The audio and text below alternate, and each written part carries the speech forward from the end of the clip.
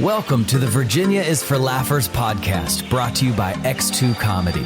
If you're looking to get more out of your Shenandoah Valley experience, then this is the podcast for you. You'll meet interesting people, musicians, and comedians that perform here and find out more about what you can do and see. Whether you live here or plan to visit, listen to explore what makes our unique slice of heaven. Now here's your host, Don Davis Womack.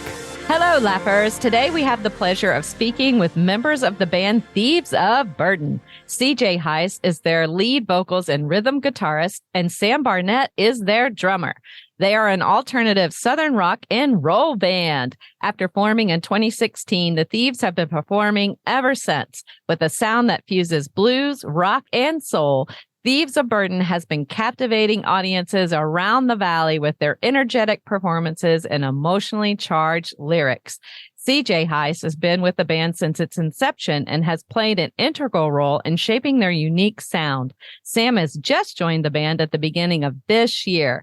In this episode, we'll be diving into their musical journey, inspirations, and the band's creative process. So sit back and relax, and let's get started. Welcome to the show, CJ and Sam. It's great to have you on today. Thanks for having us. Be here. Yeah, so great to have both of you on. I am so thankful for the fellow musician, Kelly Mae Brown, who's been on our podcast previously. She told me about you and your band, and I have had so much fun listening to some of your music while prepping for this interview today. So I'm really excited to share you all with the Laughers today. My first question for you is, can you tell us a little bit about how the two of you first got interested in music? So for me, I have always grown up around music and loved music. I always loved singing. I don't have one of the crazy stories that's all happy and uplifting on music. One of my friends actually passed away. They used to always play music, and I kind of started learning in honor of him, and it just took its own life form. And I fell deep into it and absolutely loved it. So, that's kind of how it came about, playing music for me, at least. Yeah, my whole family is pretty well played since I've grown up. So that was probably the real start of it. Writing and things, I've just always really loved to write and sing as well. Drums came along as a young kid. One day I just kind of sat down behind a set and it kind of fell into place. With my older brother's a guitar player and a vocalist as well, and the Hackins Boys. Oh, wow. Yeah. And we just, like you said, just kind of took form, kind of brought on its own life. And here we are. And here DJ and I actually didn't meet each other until we were probably 8. I guess I was 18 or something. And we just kind of hit a spark and started writing music and just took off. Wow. I have a couple of questions from both of those answers. Sam, when you first started playing the drums, did it just come easy to you? Did you have to take any lessons? Did you kind of do it by ear? I'm kind of a monkey see, monkey do kind of guy. So I had plenty of inspiration around with all the musicians that I grew up around. And it just, I wouldn't say I really had lessons to begin with, but I've had plenty of lessons to improve myself. Okay. So it just kind of, the building blocks built. I love it. And for you, CJ, I'm sorry to hear about your friend, by the way. But when was that? I was I think I was about 17 or 18. So about 12 or 13 years ago. I don't like saying that because I just turned 30. So that's kind of scary. Literally on Monday, I turned 30, and I just keep putting it out of my brain. But Denial. Exactly. My son will be 30 May 15th. So that's coming up, which is, yes, by the time this drops, it'll be after that. So he will join your club here soon. Yeah, just my last song that I wrote, I had written it when my son was born, and we were in his in his room at like 3 a.m. and I wrote it. And the first line is 29 and 30s coming fast. And I just didn't think it would come that fast. But it got here real quick after that song was written. Time does go by fast. Oh, absolutely. Yeah. It's you blink and then next thing you know, another 5 years has gone by. So that's why we must live in the present and enjoy life to its fullest. And speaking of enjoying life to its fullest, both of you, I imagine, have some musical inspirations that have impacted you as you were growing up. So what were some of your biggest musical influences? So I think for both of us, Jason Isbell was a huge one. Yes, he's great. I know that wasn't as much childhood just because my childhood, at least, I grew up on a lot of what they called heavy metal then. And it's just kind of rock, classic rock now, basically, all the Ozzy and all that kind of stuff. My dad was obsessed with that. And we used to ride around in the car and I would get quizzed at a very, very, very young age. Like, who's this? Who's this? Who's this? So that was always kind of how I grew up with Motley Crue, Ozzy and all those kind of bands. But Jason Isbell and people like John Moreland and Rustin Kelly and all these other people have become influences even later in life, which is really nice because they never stop, never stops changing who your influences are. So. Wow. How about you, Sam? Definitely agree with the Jason Isbell comment because as far as songwriting goes, I listen to a lot of John Mayer. John Mayer is an exceptional songwriter and always will be.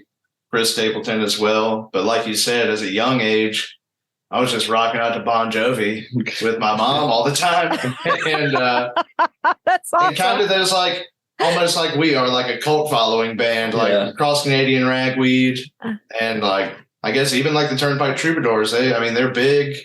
Yeah. And but not over the top. It's like as famous as you'd ever want to be. Famous enough to play music for a living, but not so famous you can't leave your house, Yeah. It's like that's like the sweet spot of it. And I don't know, I just catch inspiration from everywhere. Really. Me and CJ bounce off of each other all the time with our songwriting, and any sort of idea we have, it's usually the first person I'll send a voice memo to and be like, hey, this is in the works and we're going to have to finish it together because I know we'll bring it to life quickly. Yeah. Yeah. Get some good synergy. I have a question about your influence there. I love that your mom rocked out with you on Bon Jovi. That's so amazing. Did she quiz you too about music like CJ's dad did? No, not really. It was more of a listen and headbang. I like your mom already. She's a hoot and a half for sure. She definitely is. So much fun. Would you get in trouble if you didn't know who it was, CJ? No, but I would definitely, it was almost like that was more important than like schoolwork almost. Sometimes it felt like, like I come home with like a C on a test and it was like, oh, that, do better next time. And then the saying is like, you really need to know this. Like that was the life deciding factor was going to be if I knew that band or not. So, is your dad musical? Does he play any?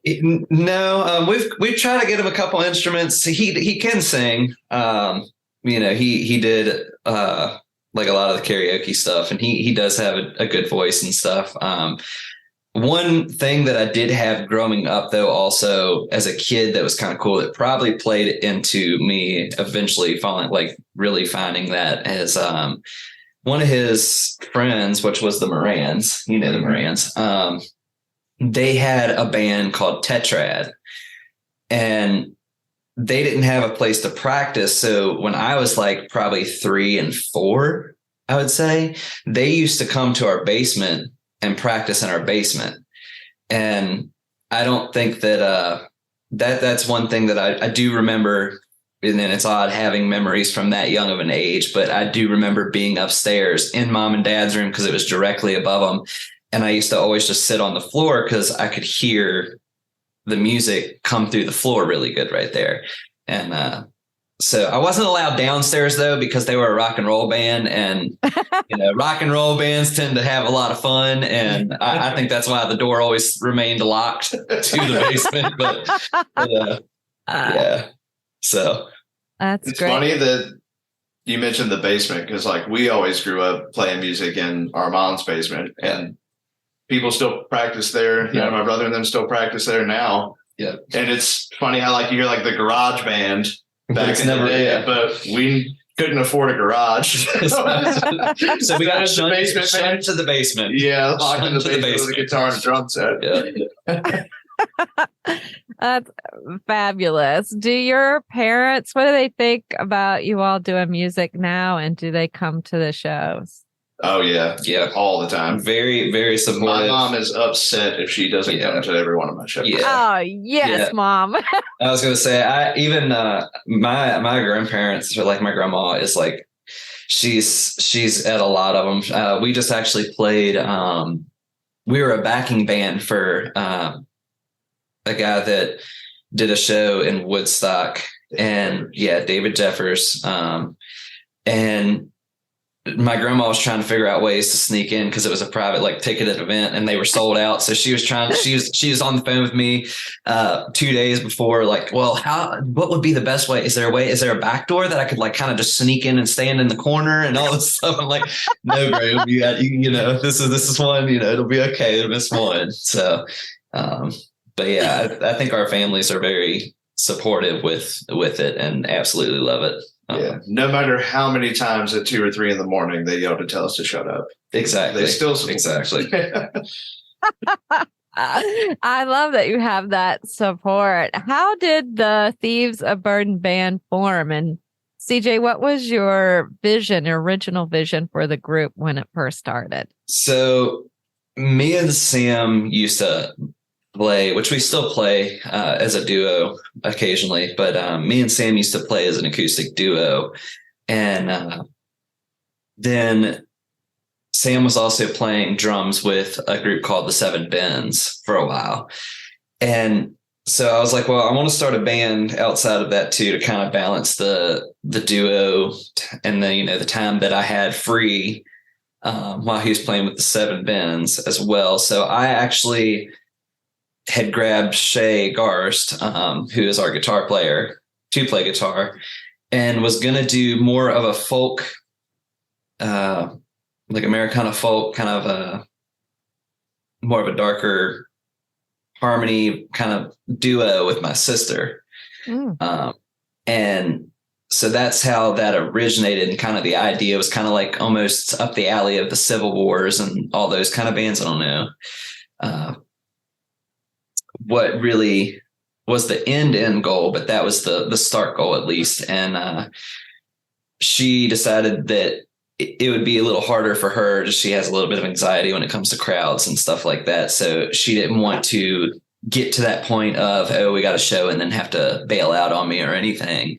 And she'll sneak up and do a song or two with me every now and then. But I think that's after a couple liquid courage drinks, and she'll do one or two and she's like, I gotta go, and she'll leave the whole venue and everything, just because she's always had anxiety with that. But that was the original start and idea with Thieves of Burden. And the name had actually came from when me and Sam were playing a duo at a winery in Madison County.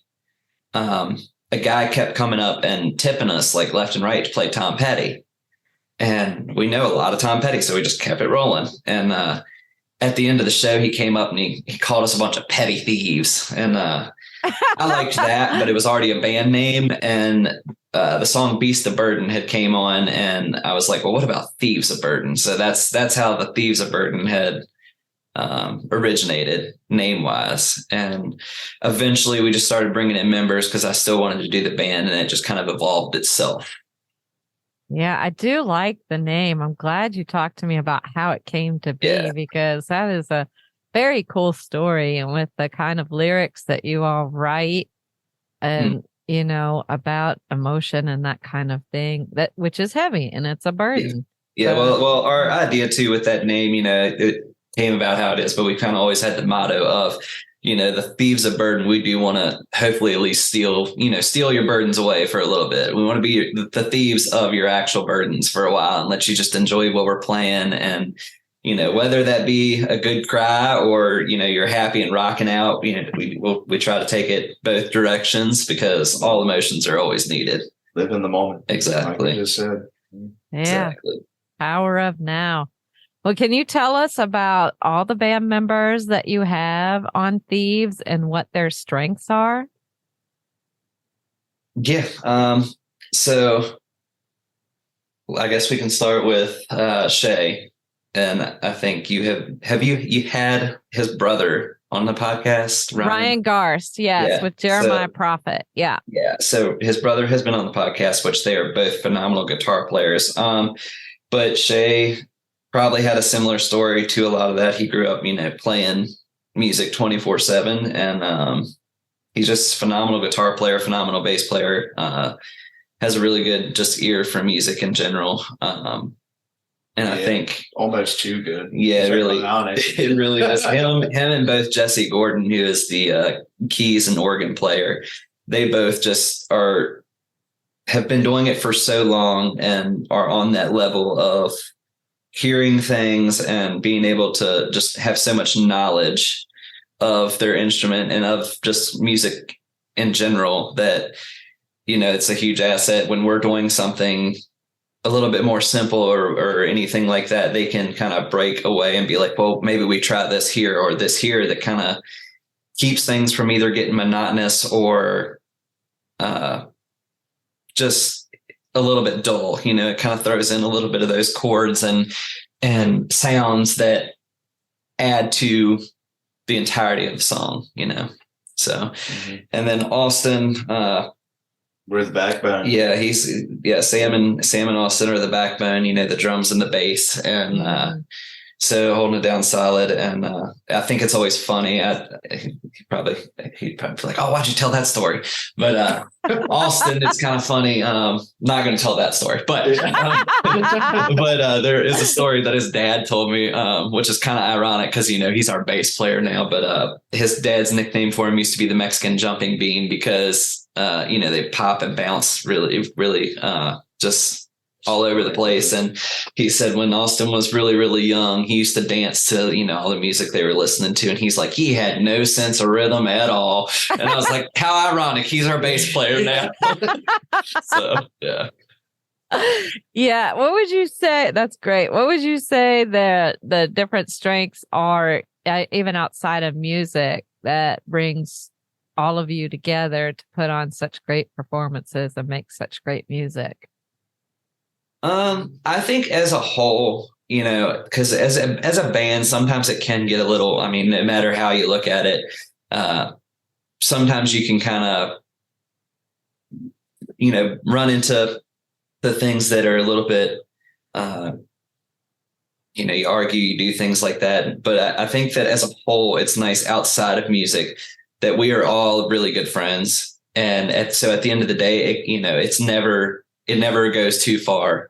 Or, things always end at practice, any discussion, you can have those discussions and it's okay with the music side of things and people's ideas and, all that stuff can be contributed very well. And I think outside of it, just being good friends is also contributes to just good music because we will get together and, just hang out and have a good time regardless of whatever we're doing. The feel is always exactly. It's always the feel of, even though you almost read each other's minds because you're so nice. Close as friends. Yeah. It's funny when you talk to people that are in the crowd and they're like, well, how do you guys cue each other in? It's like we nod or we just look at someone and they're like, that's impossible. You guys are so smooth with it. Nobody even sees it. And I'm like, well, it's because we spend so much time and have spent so much time playing with each other that we know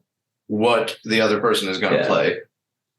And if it's not what you think they're going to play, it's at least close enough that you can catch up. Exactly. So, that's just that pretty pure connection between all of us. Yeah, that's going to be there regardless if we had the band or not. We would all still be hanging out, still be playing music together, and even if it's on a back porch, we're still going to be hanging out and enjoying each other's company and stuff. So I think that does play into a huge strength of the band in general and everybody. Everybody's pretty laid back and just wants to have a good time. And I think as musicians in general, as band members, that's a huge look. I know people will choose a lesser musician to join a band sometimes, when they're doing auditions, because the just general vibe between the two outside of the actual music side of things was better. Even if there's a technically better person music wise, they'll still go with somebody else because, at the end of the day, it is who you're spending your time with. So, that's, you want it to be friends. You want it to be people that you enjoy spending time with, Yeah. So I like that. Do you all I know you get together to play music and you're friends.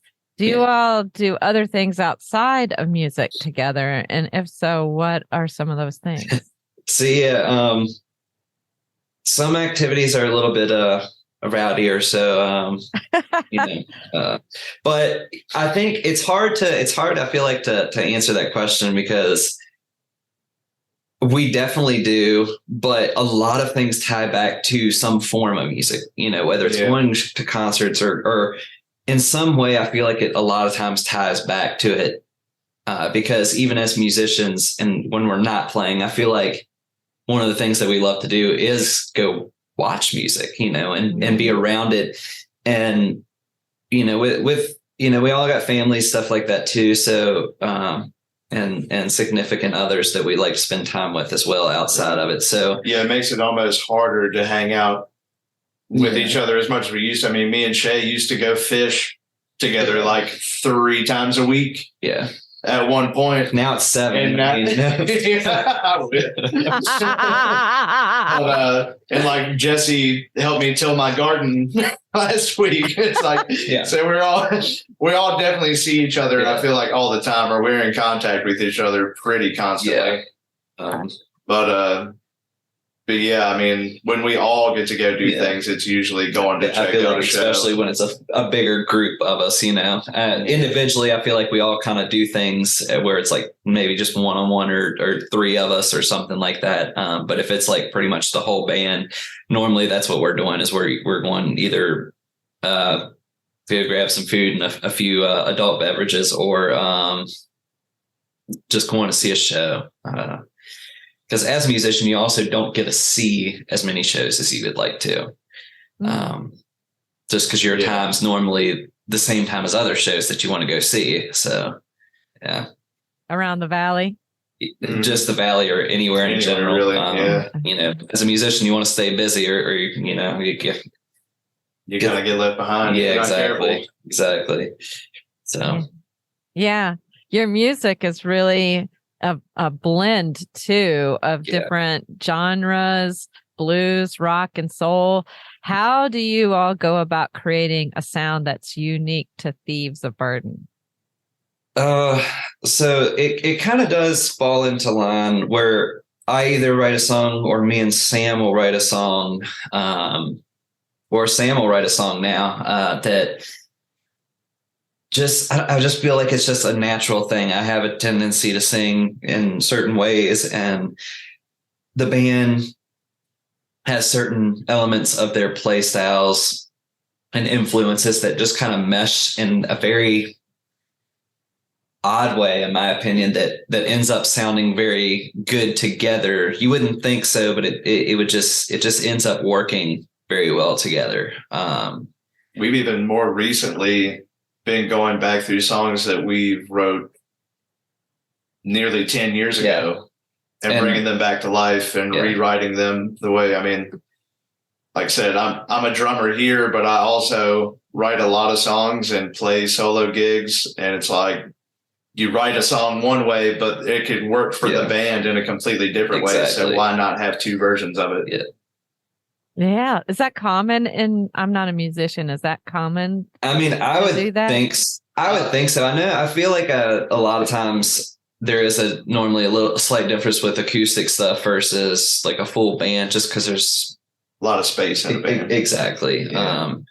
Different instrumentation, stuff like that. Sometimes it's harder. If I wrote a song on a piano, it's going to be harder for me to play on an electric guitar, just because the types of ways that you would play on a piano might be different than, an electric guitar or something. You're not going to, or even acoustic guitar to electric guitar, you just play them two totally different ways. I'm not going to play, a folk train beat this like on a acoustic and then go back and do it with an electric in the same manner. So sometimes you got to change a little bit of how you're phrasing stuff just to fit that, which is also a fun thing to do too, because you get to see your song in a different light, but you always aim to kind of keep that feel of what your song was meaning, Right.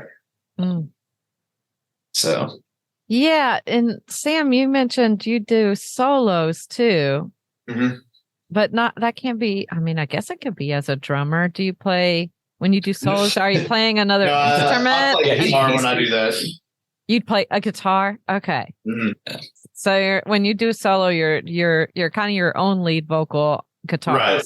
Yeah. Okay. Yeah. Showcasing my own songs and, like I said, Stapleton covers, Isbell covers, things of that manner. Got it. How many instruments do you play? I dabble on a lot, actually. I mean, I mainly focus on the drums and the guitar, but I'm not opposed to laying down a bass line or picking up a banjo, or I can't really play the keys, although I should. Yeah, I think keys would fit a lot of your songs as well. Yeah. Wow, I admire that so much. I tried the guitar once. I did okay, but I haven't touched it in a long time. I would need some lessons, I think. Yeah. Well, I feel like a lot of people that, you hear a lot with people that learn that too. I mean, the best thing to do with that is really force yourself through that first bit. Because once you learn those few basic chords, it kind of starts falling into place. And once you get your fingers to where they aren't just killing you, yeah, that's the main thing. Getting through the actual physicality of playing a lot. It's like I got joint pains and things and fight through it to play the drums. And it's like when you're first playing the guitar, you got to build that callus. It's like, really it almost takes your mind off of your playing, because you're conditioning yourself, basically, is what it is, Okay, so you have what do they call them? Is there a name for that? Like, the calluses on your fingers? Is there something? I don't think just a callus. No, just callus. Yeah. Guitar calluses. Do you play more? CJ, do you play more than the guitar? Mostly just the guitar. I dabble some. I can get by on the piano a little bit, but mostly for prettier ballad stuff. I definitely can't do the Jerry Lee style stuff at all. I mean, I can definitely kick the piano with my feet and stuff, but I can't play with my fingers that quick. So not on the keys, at least. So that's pretty much just main focus guitar and some slow stuff on the piano. On the piano. What's your songwriting process like? Do you usually start with a melody, a chord progression, or something else? It can be anything. Yeah. I've dropped tools at work and then thought, wow, that's a cool note to sing off of. Or the fact that you dropped the tool made you mad or something, or like, man, that really, this type of feeling, and then a line will pop in your head, and you're like, oh, I gotta figure out a way to get this down. And like I said earlier, usually as soon as I do start to write something, whether it's a melody on the guitar or lyrics, it almost immediately goes to CJ so we can work on it together. Yeah. Just because we bounce ideas off of each other so well. It's funny because in our beginning of our songwriting journeys, really, I could never come up with an opening line to a song, but I could fill out the rest of the verse. So CJ was always at I don't know why. initial punchy line that really grabs your attention. He was always good for it. Yeah, I don't know why that is, but that tends to be, you know, when I struggle, that I'll get the first bit, but then, you know, those lines that come a little bit after was always my struggle. And that was always Sam's. Like, Sam was perfect at, hey, you know, I got this. What do you think? Like, comes after, like, what do you think on this? And he would hit me with a line. And I just think our blend together between what our strengths are as writers ends up playing very well, and our style of writing, you know, dark I think, and emotional. Exactly. I always like to say we're actually Appalachian emo. Yeah. I like that term a lot. Yes, the lyrics are deeply emotional. Where do you draw the inspiration from when you're writing these? So me personally, I can write things that are personal.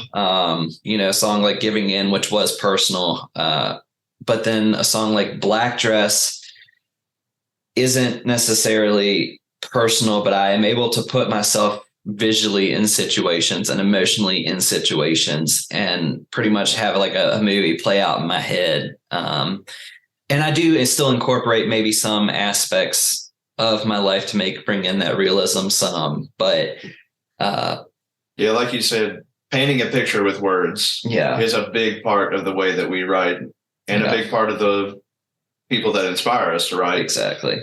You know, there goes hand in hand with that. Yeah. It's and I always find myself writing in someone else's perspective a lot.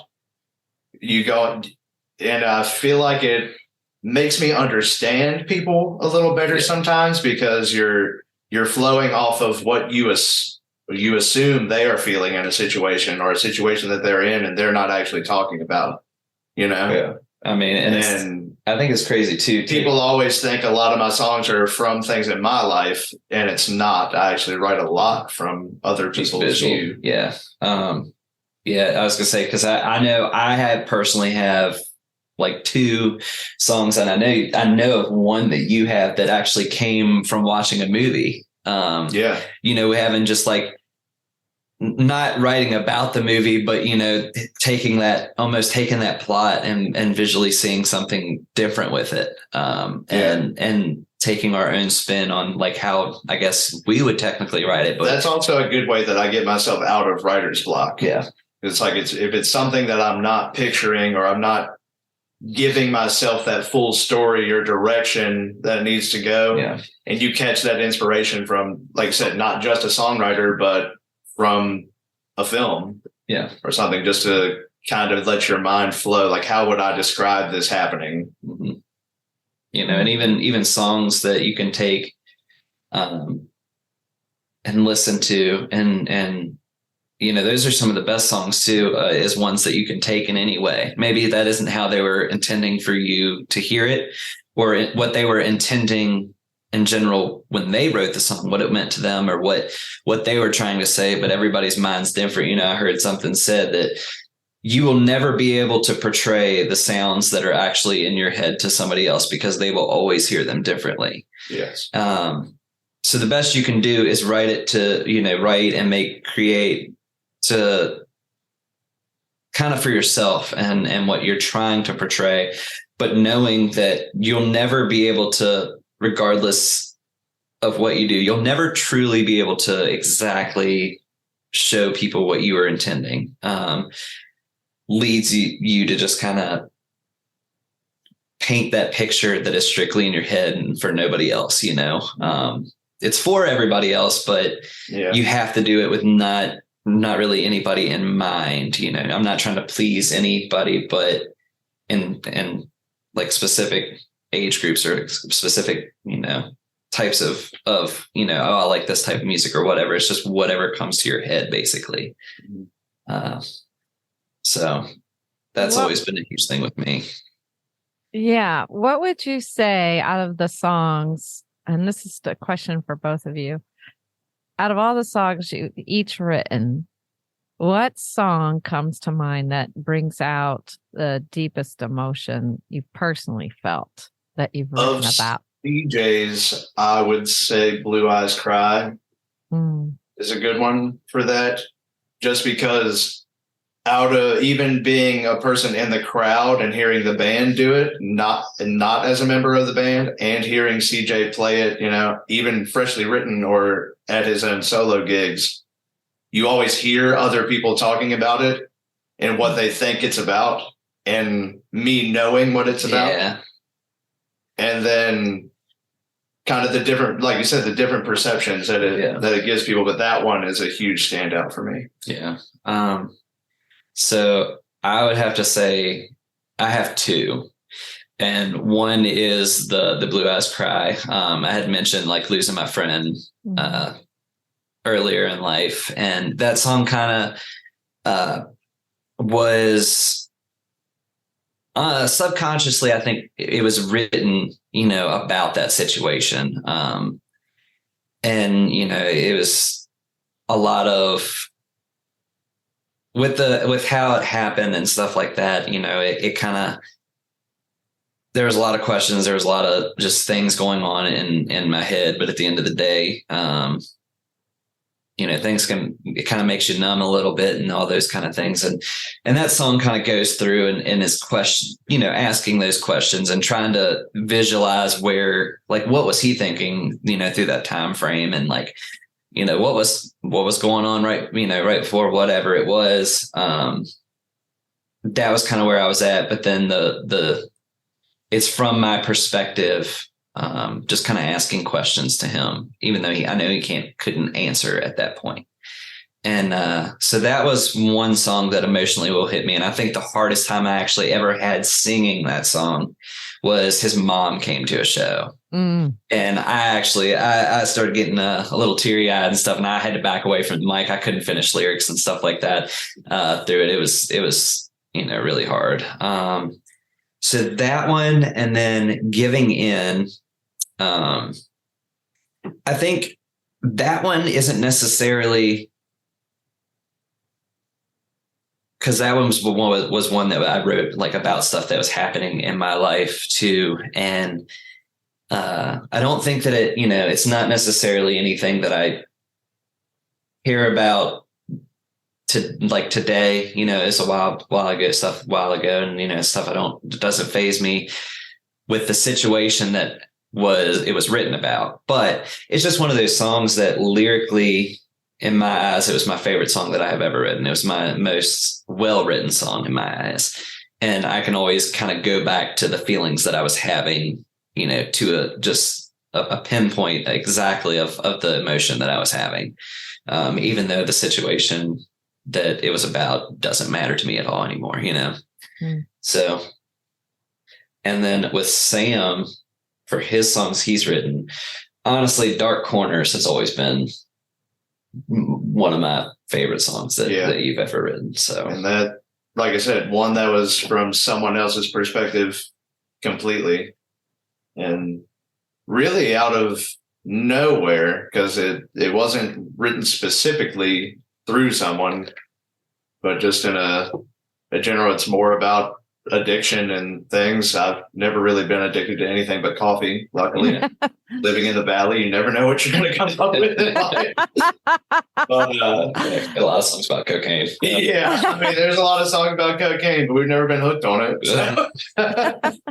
But yeah, I mean, that's, and I have a rule that I don't even really keep a song unless at least one line makes me tear up, which puts me on, I guess, the more negative side of writing, a little slower, a little darker. But then when you get a really good, feel-good song that brings you out of that, it all comes full circle.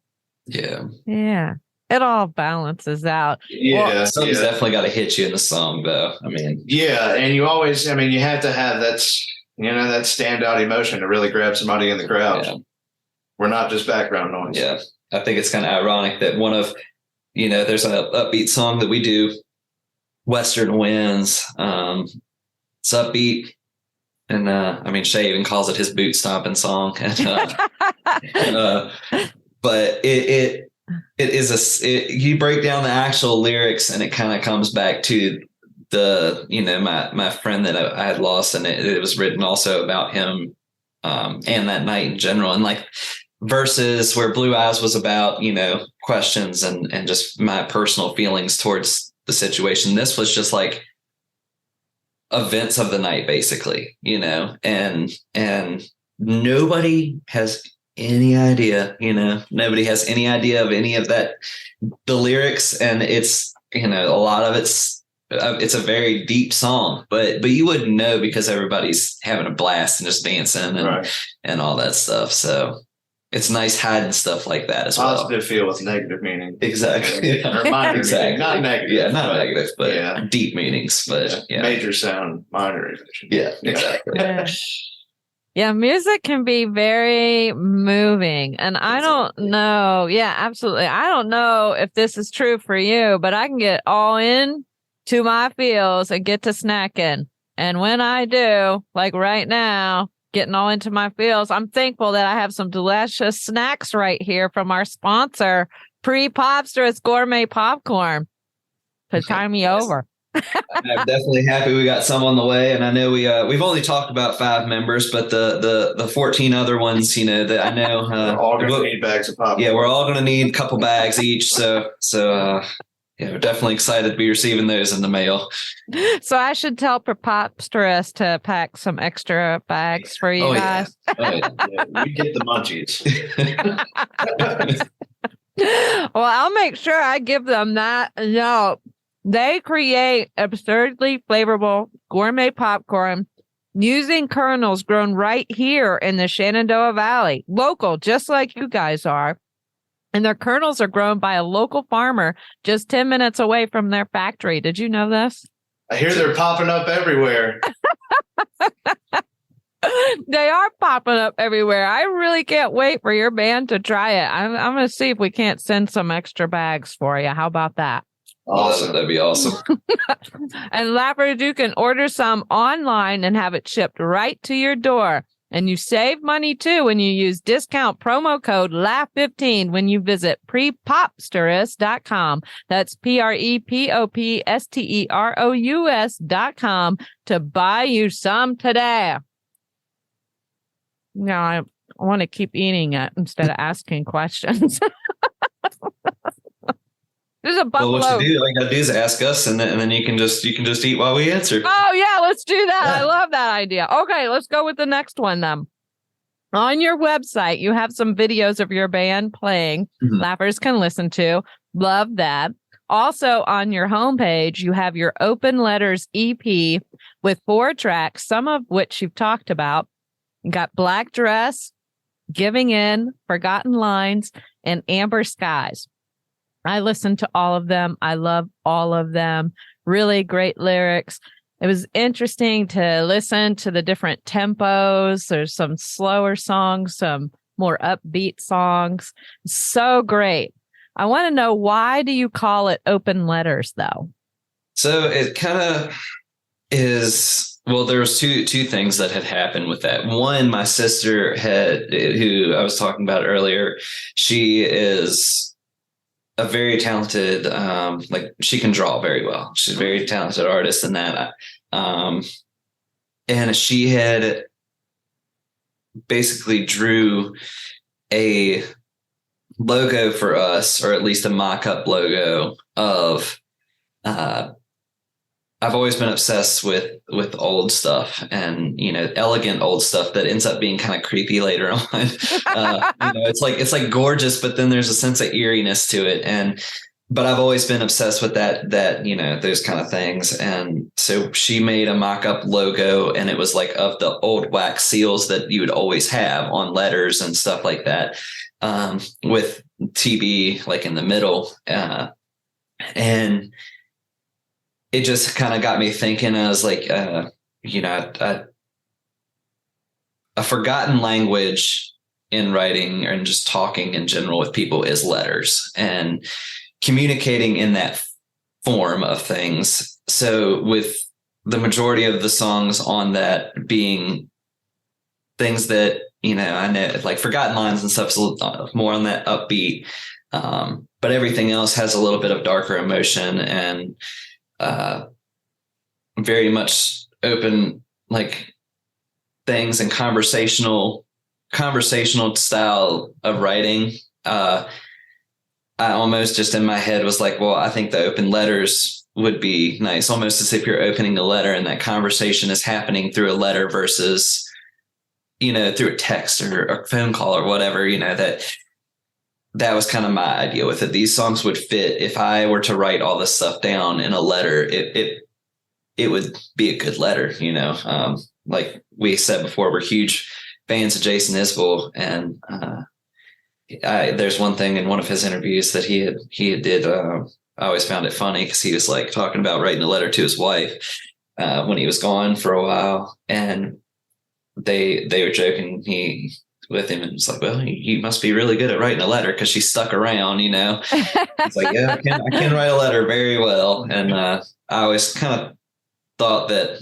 Haven't really done it, but I figured that, I feel like as writers, we could probably really write a good letter. And so I took I've written lots of letters. Well, yeah, we've written a lot of letters, but yeah, that was just kind of the idea with the Open Letters EP, was just getting that stamp thing and then visualizing, hey, these songs would fit very well if you were to basically write a letter to somebody and what you would try to portray with what the words are. That's how that came about. I love that. What has been your favorite moment or experience while performing with Thieves of Burden so far for the two of you? So that's such a tough question. Yeah. I think there's been a few shows of having people sing the originals back. Anytime that anybody is singing originals, I don't care where I'm playing. I don't care if I could be busking on the side of the street and somebody come by and be like, oh, I know that song, sing along to it. And it'd be one of your songs, that you've written or even request. Exactly. Requesting original songs.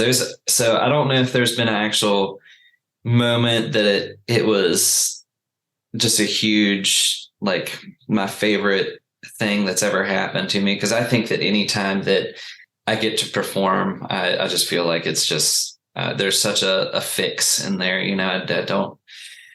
It's its own type of drug, basically. That when you get to play out, I mean, it's crazy to me. If I don't have a show over a week or something, I just start pacing around the house with the guitar, and it's my mind's just all over the place, and so that, I think in general though, is probably the thing that is the best feeling and the best moments are when you're getting the request or people are singing along to your songs, because that they have had enough enjoyment, or it has touched them in a way that they want to either hear it or they know it by the words, So it's funny talking about that too, how many different musicians that you talk to and they're like, my dream is to have the crowd singing with me. Yeah. And things like that. And it happens in the moments that you would never think it would happen. Yeah, exactly. It's like, if you're pushing for it, it's probably not going to happen. No. You're going to sometimes even get like clammed up about it. Yeah. But then you do have those moments. It's almost like groundbreaking. You're like, wow, didn't think everybody was so in check to what I was doing that you, even especially when you stop playing your guitar and you're singing a cappella and the entire crowd is singing along with you. It's just something special about having 20 plus people in unison. That, and then just as selfishly, like obviously, I hate for anybody to go through anything that would put them in a situation where they felt the emotion so much they cry. But on the other side of that, knowing that you hit somebody so hard that they cry is also a very, like, in a sense, rewarding, it's a powerful moment. Yeah, it's a weird feeling because you do feel weird reward. You feel for them because you're like, I hate that you feel what I like. Yeah, what I'm saying, but you also felt it, so it's like I did my job. It's as a writer, like that's what you want to do, and so there's it hits even more when you make a grown man cry, and then I feel like that's a different, especially in this area, stuff like that. You make a grown man cry, you're really doing your job, Yeah. Because you either got them drunk enough to cry, or you sang the song or that song hit them that hard, So either way, somebody's gonna be happy. Just not him the next day. But when we first started the duo, that was like our thing. Like it may not be the happiest of nights, but your liquor sales are going to double or triple. Oh, wow. I'm in a different business. I don't, I'm supposed to be out there making people laugh. If they cry, it's a problem. Well, see, that's where you hit them in between the songs. You try to make. You make up for it with a good joke. Yeah, with the jokes. There you go. Talking to the crowd. That's where you bring you bring it back full circle. Trying to keep them, entertained and also just have a good time yourself. It's that connection with the crowd is so. It is a huge factor anytime you play, and I do like when it's a very responsive crowd and all those things, not just for the music side, but when I'm trying to have a conversation, because that's time that I want everybody to be my friend at that point. Like and just basically be in the moment with me. And I want to be able to, have that kind of. You've gotten that when a crying grown man brings you a full beer. Exactly. Yeah. Well, what about you, Sam? What have been some of your favorite moments? I don't have so many live with the Thieves. But gosh, I've played so many interesting shows just in the past, I guess, 10 years. And like you said, you've had everything from people stumbling on stage and falling into your stuff, and you're packed in a tight bar. Those things will happen. And like you said, connections with the crowd is great. It's always funny when people come up and they talk about who like you remind them of. Like a lot of my songs, I've had people come up and be like, "Man, you're Dave Grohl." And I'm like, am I? I didn't think about that, but all right. That works for me. The connection's great. But there have been interesting things that happen. Like, you go to start to play a song. I had one in particular at Pro Renato when I played for the Ben Kunkel Band. And we sound checked first song. I went to hit my bass pedal and it broke. Oh, no. And so then you kind of have that panic moment because the rest of the band's still playing and they have no idea that you're in a bind. And so it's funny because we had this wild sound man there that night. He was like straight out of 1981 High Tops cocaine. Oh, no. And he came running over and he's like, "You're not playing with your feet." And I was like, "Yeah, I can't. It's broken." He's like, "Impressive." And then just runs away. I was like, "Well, thanks for the help." It's like, you never know what's going to happen. It's like, you have to keep your composure always. Flexibility. We've had. But at the end of the day, I feel like those are some of the most fun shows too, when you are kept on your toes. And it's just such a real, it is an in the moment kind of thing versus, you want everything to go perfect. And sometimes, you got to realize that no matter how hard you try, it's not going to go how it's you never going to be perfect. It's never going to go identically or at just exactly how you were planning in your head or how you planned it out. There's always things that pop up, but sometimes they end up being some of the best moments, Yeah. That's true. That's true. I had a pastor once tell me that flexibility is your friend and and expectation is your enemy. Yeah. Cause I think, we're going back to the moments like just having one of those, moments that I will remember playing a festival in Asheville. There was a beer festival thing in Asheville, North Carolina, and we were playing and the power just shut off. But luckily I was still playing an acoustic. That happened to us at a local gig. That one too. That one's they're always like defining moments. But when both times that it's happened to me, honestly has been perfect though, because that time I had an acoustic and I just went out in the crowd and sang it in but the one that Sam's referring to was actually that was a more awesome experience and feeling because we both had acoustics, because the other one I just had to roll out there by myself, take a couple steps forward, play my guitar as loud as I could and sing as loud as I could and hope for the best. But that one that Sam's referring to, the power died and we both kept playing, just kind of looked at each other and we just walked out. But when we walked out, instead of everybody just kind of giving us a little bit more room, they circled around us. So we were like in the dead center. Wow. And then we had a bunch of people with recording it, but you know, it was dark. So everybody had their flashes on and stuff like that. So it was almost like you had all the light and stuff that you needed in the center of the circle. And we just kept playing until the power came on like that. And then played ourselves right back on stage and just continued the show. Yeah. So wow. I would say that is a memorable experience. Yeah. Oh, there's so many memorable ones, but those are definitely, I've also killed a lot of brain cells since that. So I can't remember all of them. Yeah.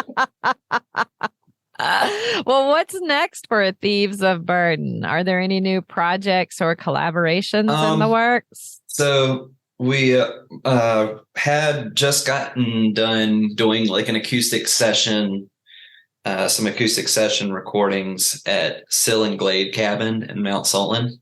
Really? Okay. That it's a beautiful place.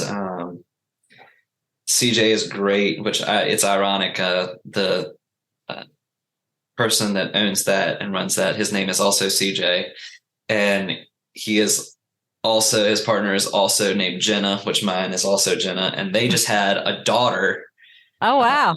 They just had a daughter, and you know, I had just had a son, and they're 3 months apart, I think. So it's kind of funny because people will come up and be like, "Hey, how's your studio going?" I was like, "I don't have one," you know. But they, you know, he's awesome, and it's an awesome spot for, you know, whether it just be photos or recordings or anything like that.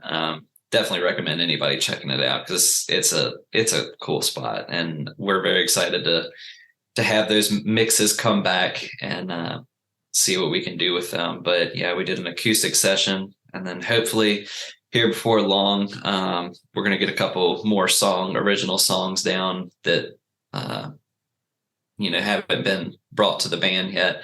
And after that, probably hit a studio again, and hope, you know, that we can get an album out before too long. We actually recorded a full length album beforehand, and and it was at Blue Sprocket Studios in Harrisonburg.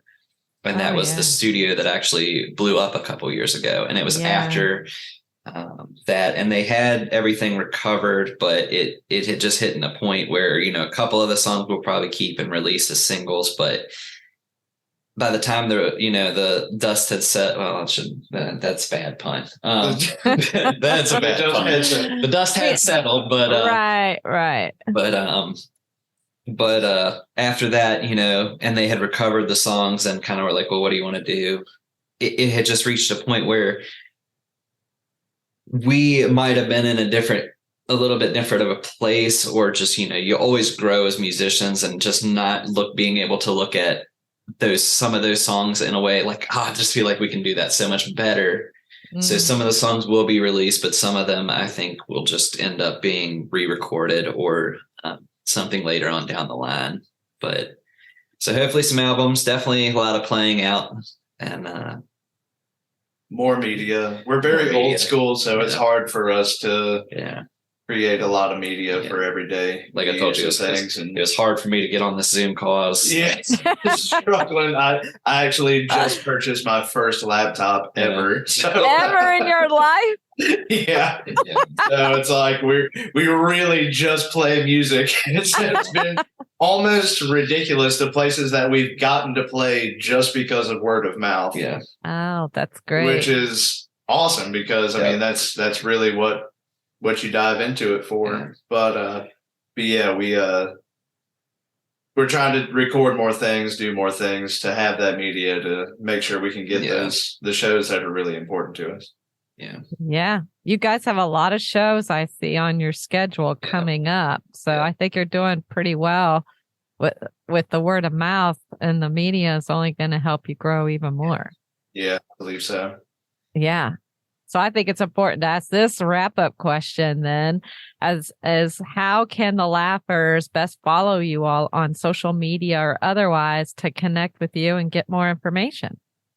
I think thievesofburden.com is going to be great for any of our upcoming shows and some videos, or if we release music, it'll end up having the link for whatever platforms it's on, and also probably have the music on there, like the few songs that are on there now.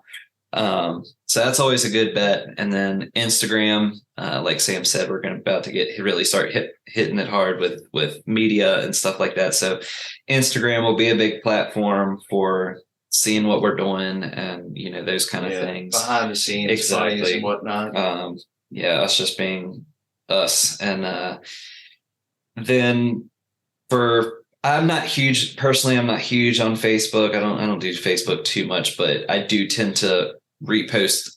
We do repost like events and stuff when they're made. And, so if you want that kind of side of things, follow us on Facebook and you'll see our events pop up that are Facebook events.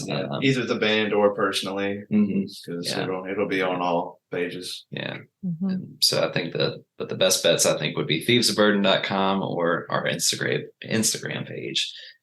So. That's great. And Laughers will be sure to put that information in the show notes for you as well. So if you are working out or driving, stay safe. When you are stayed put, you can go right to those show notes and look them right up. Plus, we'll also have for you that discount promo code LAUGH15, so you can buy that delicious gourmet popcorn from prepopsterous.com. And that link will be for you in the show notes as well. And thank you so much for joining me today, CJ and Sam. This has been a pure delight learning more about you, your journeys, and all things Thieves of Burden Band. Thanks so much for being here with me today. Thank you for having us. We've had a great time. No doubt. Yes, I agree. I say amen to that. And Laughers, you need to go see them. Go see Thieves of Burden perform music live around the valley. Do not miss out. Follow them on social media, that Instagram for sure, and visit their website, thievesofburden.com today. And lastly, and most importantly, thanks for tuning in, Laughers. Out of all the podcasts out there, you picked us, and we think that's pretty darn special, just like you. Until next time, keep smiling. Bye. See ya. Thanks for tuning in to this episode of Virginia is for Laughers podcast, brought to you by X2 Comedy. We'll be dropping a new podcast every Wednesday, so check back for another uplifting episode. Come to an X2 Comedy show or let us bring one to you. To find out more, head to x2comedy.com. Be sure to share this podcast with a friend, and until next time, cheers.